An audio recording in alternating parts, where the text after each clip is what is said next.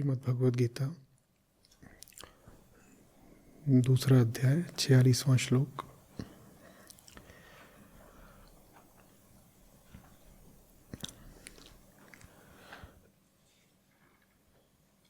धरती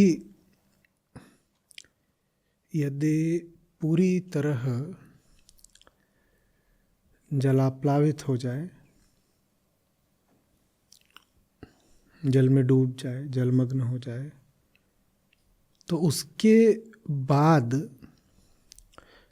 जल प्राप्ति के लिए किसी का भी छोटे कुएं, सरोवर, पोखर से जितना प्रयोजन रह जाएगा, आत्मविद ब्राह्मण का फिर वेदों से मात्र उतना ही सरोकार बचता है।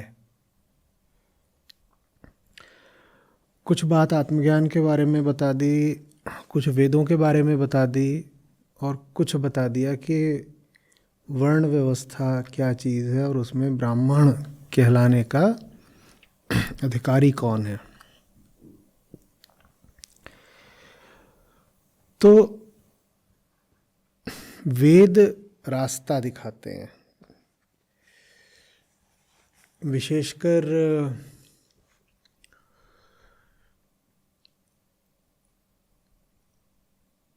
जहाँ वो पाते हैं कि कोई व्यक्ति ऐसा है जो अंतर्गमन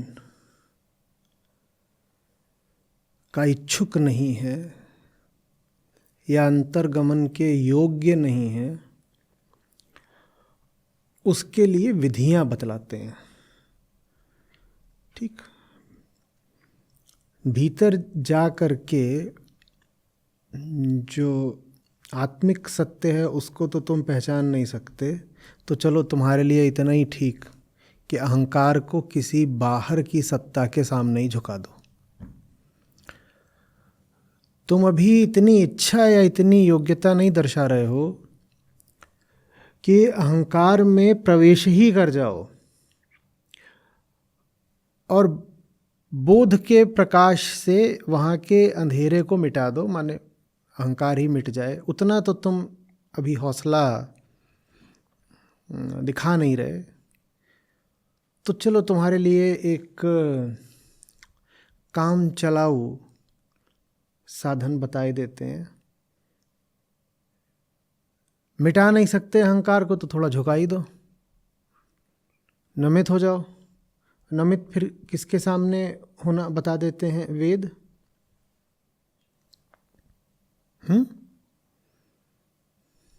किसके सामने? हाँ, अपने पूर्वार्ध में वेद कहते हैं कि पर्वत दिखे झुक जाओ, आकाश दिखे झुक जाओ, अग्नि दिखे झुक जाओ, वायु चले झुक जाओ, नदी दिखे जल बहे झुक जाओ। कहीं तो झुको। जान नहीं सकते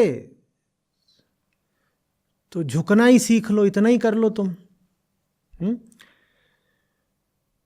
तो ये सब उनके लिए है जो अभी आत्मा की पूर्णता में प्रवेश करने का प्रेम नहीं दिखा रहे या हौसला नहीं दिखा रहे, तो उनको एक अपूर्ण सा ही साधन बता दिया जाता है। वो सब आता है कर्मकांड में। श्री कृष्ण कह रहे हैं वो जिसको अब ब्रह्म के अतिरिक्त कहीं और कुछ दिखाई ही नहीं देता, वो जिसको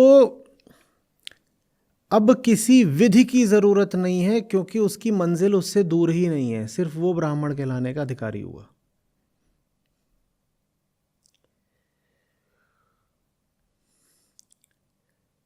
ब्राह्मण वो जिसे अब किसी से बचने की जरूरत ही नहीं क्योंकि उसे कोई दूसरा दिखाई ही नहीं दे रहा।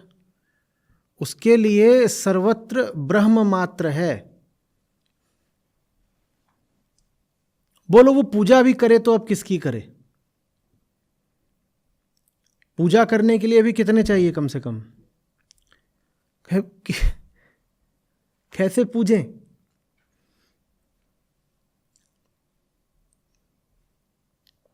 अवधूत गीता में तो इन्हीं शब्दों में ऋषि अपना आश्चर्य व्यक्त भी कर देते हैं। कहते हैं अरे नमन करने जाऊं भी तो किसको, किस दिशा में, कैसे करूं?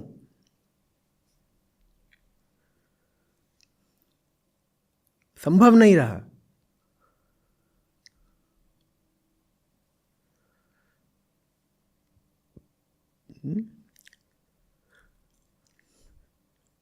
ब्राह्मण वो है, कृष्ण कह रहे हैं, जिसको अब वेद की आवश्यकता नहीं रह गई, वो ब्राह्मण है। जिसको वेदों से बहुत प्रयोजन बचा ही नहीं, वो ब्राह्मण है।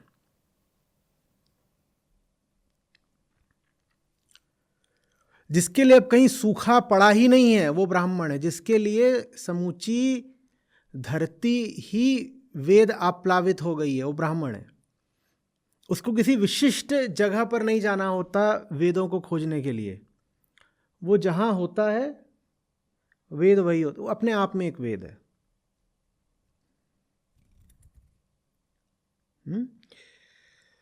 धरती के पूरी तरह जलमग्न होने पर जितना आपका प्रयोजन कुएं पोखरे आदि से रह जाता है, ठीक उतना ही प्रयोजन जिसका वेदों से बचा हुआ हो, मात्र उसी को आत्मज्ञ ब्राह्मण कहते हैं। इससे ये भी स्पष्ट हो जा रहा है कि ब्राह्मण होना कहीं से भी शरीर की या जन्म की, कुल वंश खानदान इत्यादि की तो बात नहीं हुई ना, नहीं हुई ना।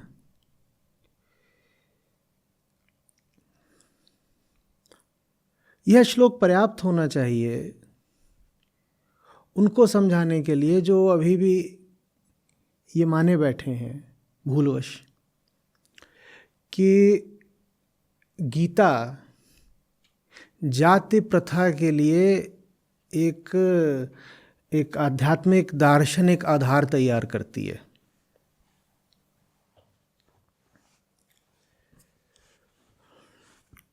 लोगों ने गीता को ही खारिज कर दिया।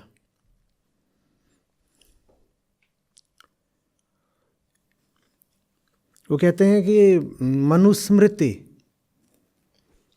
जिस बात को सामाजिक तल पर कहती है, गीता उसी बात को दार्शनिक तल पर कहती है। वो यहाँ तक कहते हैं कि गीता ने अगर जाति प्रथा का समर्थन नहीं किया होता तो मनुस्मृति आ ही नहीं सकती थी। उल्टा है ना, शायद जिसने गीता समझी हो, जो वेदांत जानता हो, वो सबसे अच्छी स्थिति में होगा जाति आदि को खारिज करने के लिए। कैसे कोई गीता वेद या वेदांती शरीर के आधार पर किसी के स्थान का, कर्म का, सम्मान का, मूल्य का निर्णय कर लेगा? कैसे कर लेगा? यहाँ तो सारी बात ही यही हो रही है कि तुम्हारी चेतना का स्तर क्या है, तुम्हारे प्रेम में गहराई कितनी है। और ये सब बातें तो चुनाव की हैं ना, और जाति चुनाव की बात होती नहीं, जाति तो मजबूरी की बात होती है। जैसे हम जानते हैं जाति को, जो जन्मगत जाति होती है, जो जात से जाति होती है, पैदा होने से जाति मिलती है, तो एक मजबूरी की चीज़ है। गीता मजबूरियों का यशोगान करेगी क्या? गीता में तो लगातार अर्जुन को क्या बोला जा रहा है? चलो बेटा काम करो। और अर्जुन कह रहे हैं मैं मजबूर हूं, मैं हाथ नहीं उठ रहा। और कृष्ण कह रहे हैं नहीं, मजबूरी वगैरह कुछ नहीं, सही चुनाव, सार्थक कर्म, यही धर्म।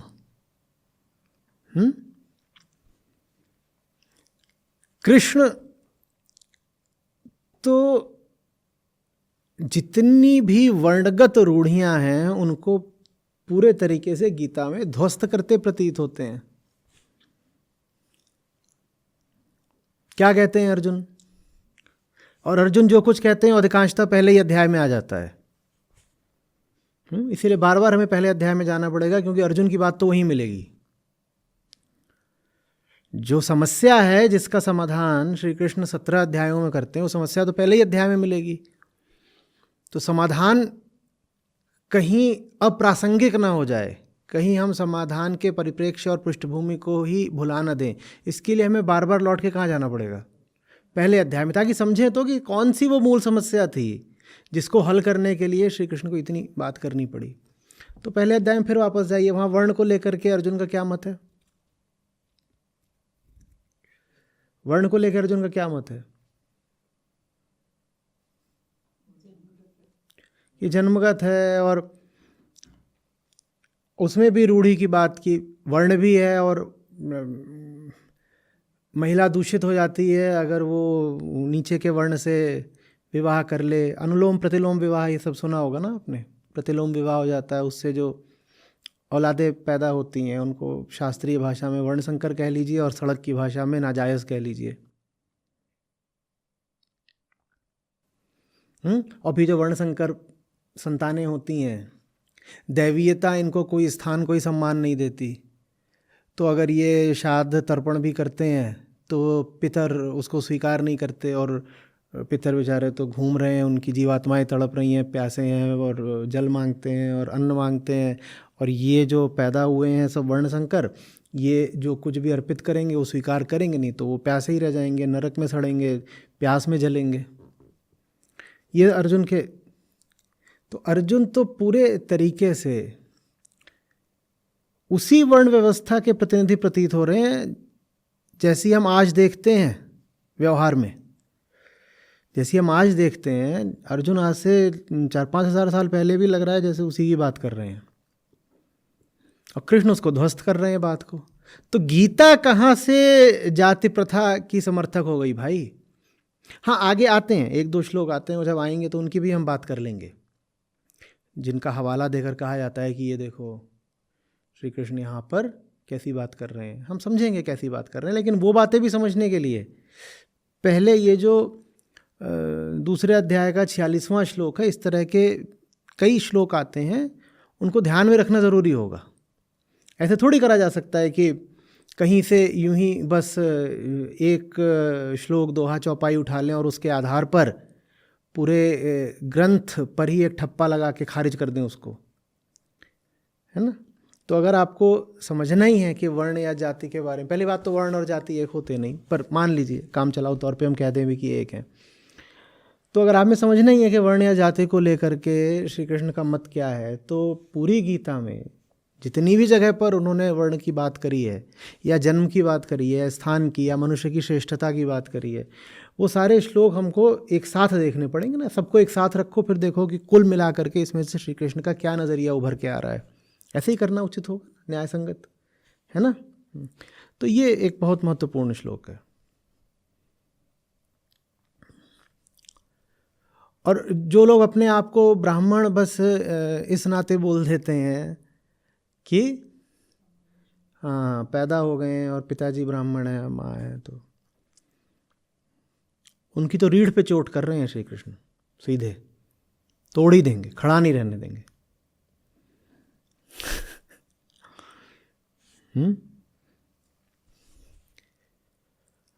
आज का जो ब्राह्मण है उसको तो वेद का पता भी नहीं है, तो वो तो सबसे निचले स्तर का हो गया। ठीक है, उनके घरों में जाइए तो क्या लग रहा है आपको, वहाँ पे वेद रखे होंगे? कुछ नहीं, वेदों से तो कोई मतलब भी नहीं, वो तो सबसे निचले स्तर का हो गया। फिर एक ब्राह्मण आएगा जिसको वेदों से कुछ मतलब है। श्री कृष्ण कह रहे हैं वो जो सबसे निचले स्तर का है वो तो है ही नहीं ब्राह्मण। जिसको अभी वेदों से प्रयोजन है वो भी नहीं है ब्राह्मण। ब्राह्मण वो है जो वेदों का अब अतिक्रमण कर चुका है, जो वेदों को सीढ़ी की तरह इस्तेमाल करके अब आकाशवत हो गया है। जमीन से, जमीन माने पृथ्वी, पृथ्वी माने प्रकृति, प्रकृति से सीढ़ी लगी है, और सीढ़ी का क्या नाम? वेद। और चढ़ गया सीढ़ी पे, और आकाश में पहुंच गया, और सीढ़ी उसने दी छोड़, कह रहे अब सीढ़ी का क्या करना, अब तो हम आकाश में मिट गए, आकाश क्या करेगा सीढ़ी का। तो ये तो छोड़ दो कि वेदों से कोई नाता कभी नहीं रखा, ये भी नहीं है कि वेदों को अभी पकड़ कर बैठे हो, और अभी पकड़ कर बैठे हुए हो तो अच्छे साधक कहला सकते हो, अच्छे साधक कहला सकते हो। पर श्री कृष्ण ने ब्राह्मण होने के लिए जो कसौटी रख दी है, जो मानदंड रख दिया है, बड़ा कठिन रख दिया है, बड़ा ऊंचा रख दिया है। कहते ब्राह्मण वो है जो वेदों को पी गया, पचा गया, अब उसे पढ़ने की जरूरत नहीं है। वेद अब जिसकी रग रग में प्रवाहित हो रहे हैं वो ब्राह्मण है। जो वेदों को भूल भी गया, क्योंकि अब वेद उसकी देह बन गए। परसों रात को क्या खाया था,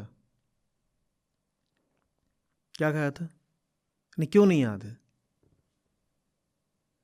क्या खाया था? अब समझ गए ब्राह्मण कौन है।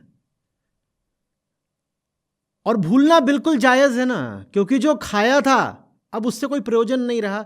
दूसरे शब्दों में कह दें तो उससे अब इतना प्रयोजन है कि वो बन गया है मेरी वाणी, वो बन गया मेरी दृष्टि, वो बन गया मेरी चेतना। समझ में आ रही है बात?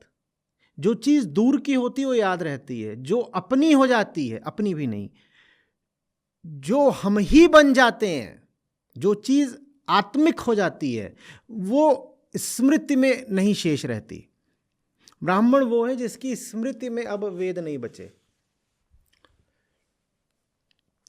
लाओत्जू के बड़े सुंदर कथन हैं स्मृति को लेकर के। वो कहते हैं अगर अभी शब्द बचे हुए हैं किसी चीज के लिए तो उस चीज से बहुत दूर हो। कहते हैं अगर अभी स्मृति में है कोई चीज तो उस चीज से बहुत दूर हो। कृष्ण कहते हैं ना कि मैं तो कितने ही बार आकर के गीता का उपदेश दे चुका हूं, बस पता नहीं है तुम्हें, और मैं हर बार आता हूं तो अलग अलग नाम से आता हूं, अलग अलग जगह से आता हूं। लाओत्जू को भी कृष्ण ही उपदेश दे करके आए थे, हमें पता नहीं है। वो चीनी कृष्ण थे भाई। कृष्ण ने थोड़े ही क्या रखा है कि मुझे एक ही राष्ट्रीयता में बंधना है, नहीं तो लाओत्जू को कैसे बात पता चल जाती गीता की। लाओत्जू ने तो ऐसा कोई कहीं कोई इशारा या प्रमाण मिलता नहीं कि गीता पढ़ी थी।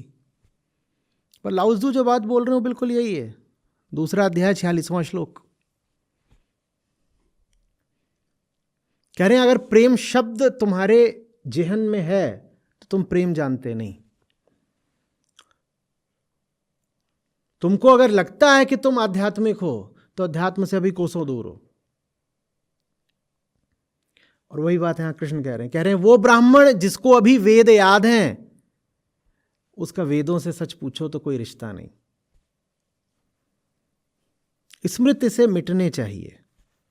स्मृति में जो है वो लगता है कि आपके निकट है। असली बात यह कि अगर कुछ अभी आपकी स्मृति में है तो आपसे बहुत पराया है।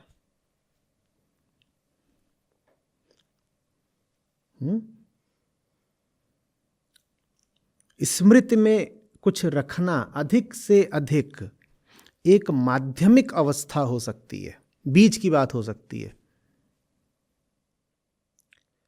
स्मरण से ऊंचा होता है विस्मरण। तो सबसे गिरा हुआ आदमी वो है जिसको कुछ स्मरण नहीं, वो भी एक तरह की विस्मृत अवस्था में ही है।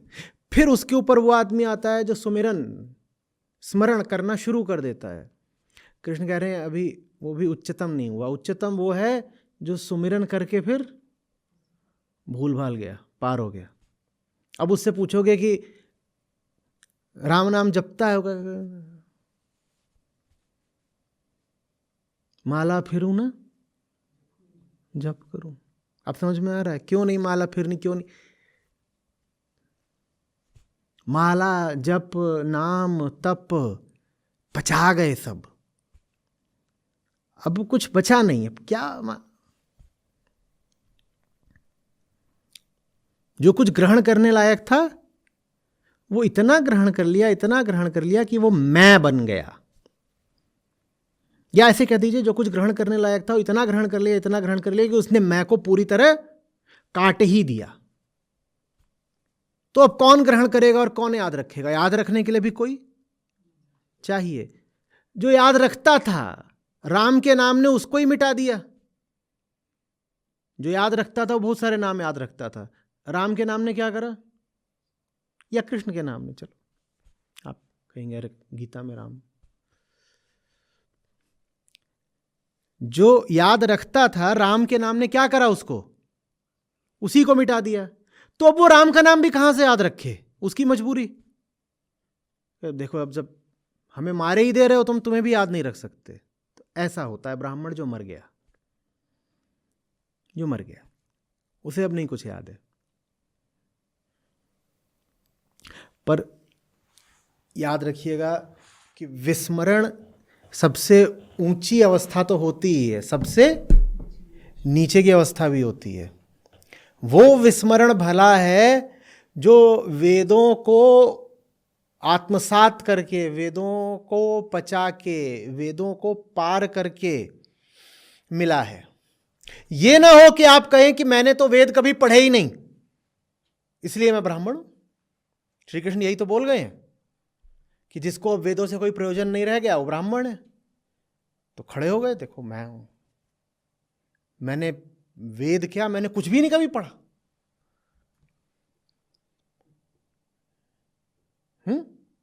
मैं इस लायक ही नहीं था कभी कुछ पढ़ सकूं, तो मैं सबसे श्रेष्ठ हो गया। नहीं, ये नहीं है।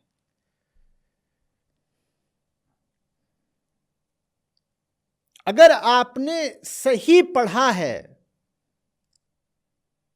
शास्त्र को, आध्यात्मिक साहित्य को, तो वो पढ़ने वाले को बोलो मिटा देगा। इसलिए अब वो और नहीं कुछ पढ़ पाएगा, या पढ़ेगा भी तो ऐसे कि जैसे कुछ भी पढ़ा जाता है।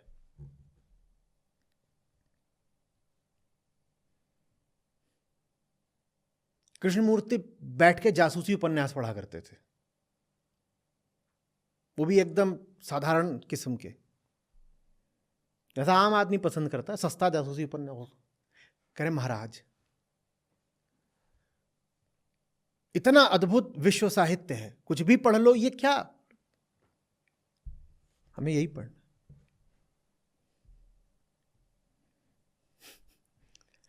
क्योंकि वो सब कुछ तो वो अपनी जवानी में ही पढ़ के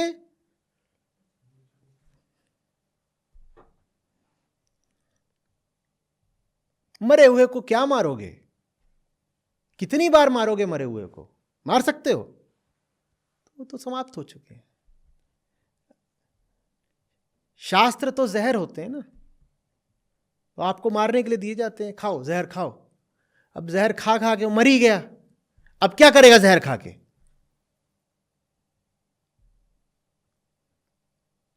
क्या करेगा? तब वो जहर नहीं खाता, अब वो पढ़ता है मरे कैसे थे, शेरलॉक होम्स।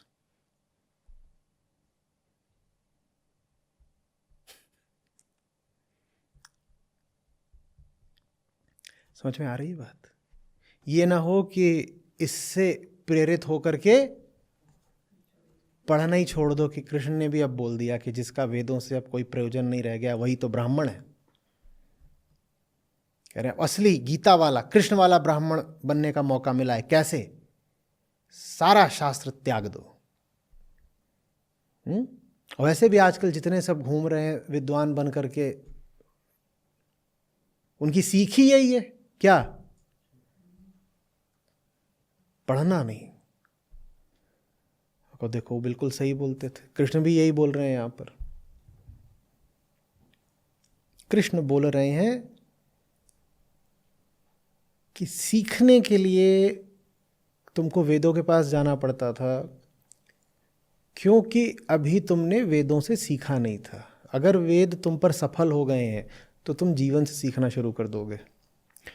पर तुम कहो कि वेदों से सीखे बिना जीवन से सीखना शुरू कर दोगे तो ये नहीं हो पाएगा तुमसे। जीवन भी गुरु या शिक्षक हो सकता है, पर तब जब पहले तुमने शास्त्रों से और गुरुओं से सीख लिया हो, फिर वो तुम्हें इस लायक बना देते हैं कि अब तुम्हें किसी गुरु की जरूरत नहीं है, जाओ और जीवन से ही सीखते रहो।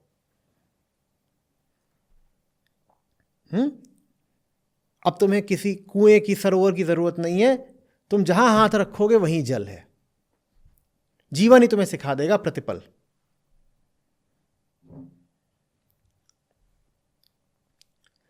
समझ में आ रही है बात?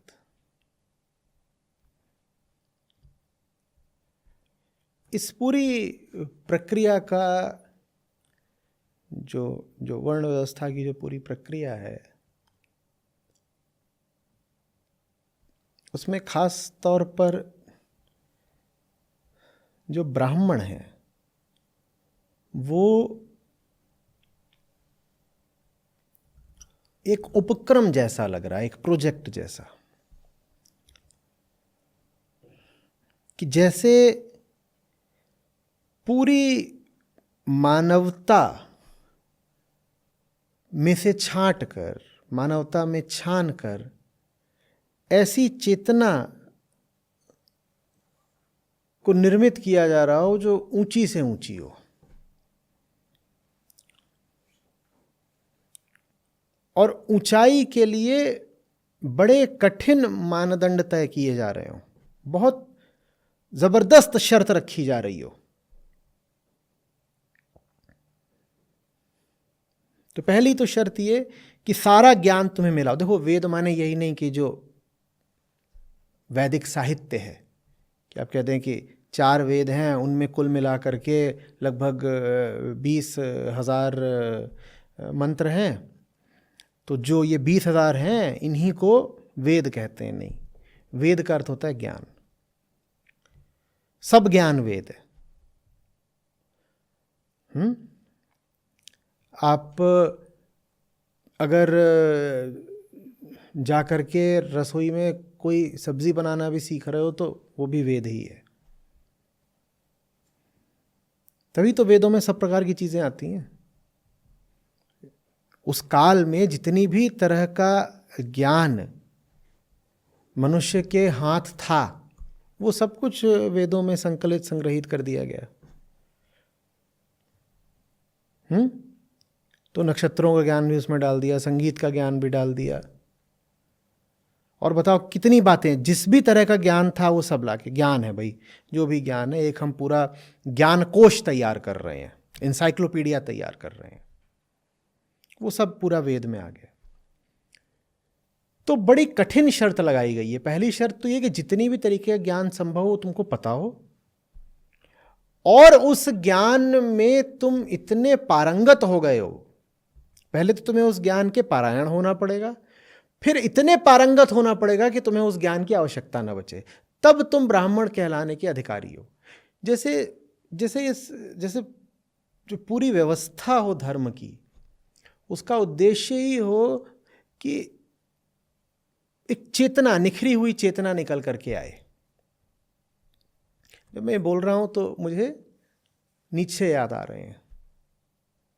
इन्होंने कहा था कि ये जो पूरी प्रक्रिया है विकास की, जो पूरी धारा बह रही है प्रकृति की, ये बह ही इसीलिए रही है कि इंसान बेहतर से बेहतर होता जाए। जैसे प्रकृति भी तलाश रही है किसी अति मानव को, मानव से श्रेष्ठ मानव, अति मानव।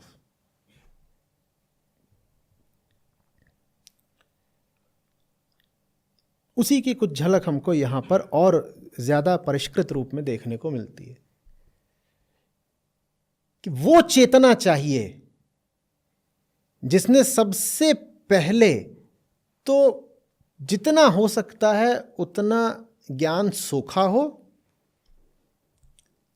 और फिर चूंकि वो ज्ञान उसने ईमानदारी से सोखा है, वो उस ज्ञान के हाथों मिट ही गई हो। क्योंकि ज्ञान अगर असली है तो उसका काम यही होगा, अहंकार रूपी अज्ञान को मिटा देगा। ज्ञान आएगा तो क्या करेगा? अज्ञान को मिटा देगा। और अहंकार किसका नाम है? तो ज्ञान अगर आएगा तो अहंकार को मिटाएगा। तो ये कड़ी शर्त है कि पहला सारा ज्ञान ले लिया हो और उस ज्ञान को अनुमति भी दी हो कि आकर के भीतर मुझे तोड़ दे, मुझे खा जा।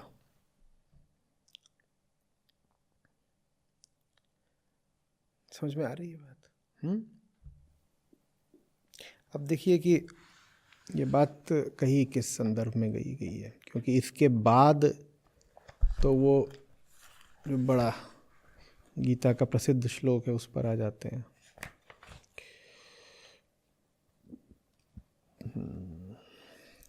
इससे ठीक पहले क्या बोल रहे थे, याद करो। त्रैगुण्य विषया वेदा निस्त्रैगुण्यो भव अर्जुन। वेदों से आगे जाओ, वेदों से आगे जाओ। अर्जुन को क्यों बार बार बोलना पड़ रहा था कि वेदों से आगे जाओ? क्योंकि अर्जुन जो वैदिक नैतिकता है, जो वैदिक कर्मकांड है और जो सामाजिक संस्कृति है जो वेदों का अवलंब लेती है, उसको पकड़ करके कृष्ण का विरोध कर रहे थे। तो श्री कृष्ण बोले छोड़ो ना, वेदों से आगे जाओ तुम। और वेदों का कितना महत्व है वो बताने के लिए उन्होंने अगले श्लोक में बात कही है। कह रहे वेदों का महत्व इतना ही है कि वो तुम्हें आगे जाने में सहायता दे दें। वेद अंत नहीं है, वेद माध्यम है, वेद अंत नहीं है।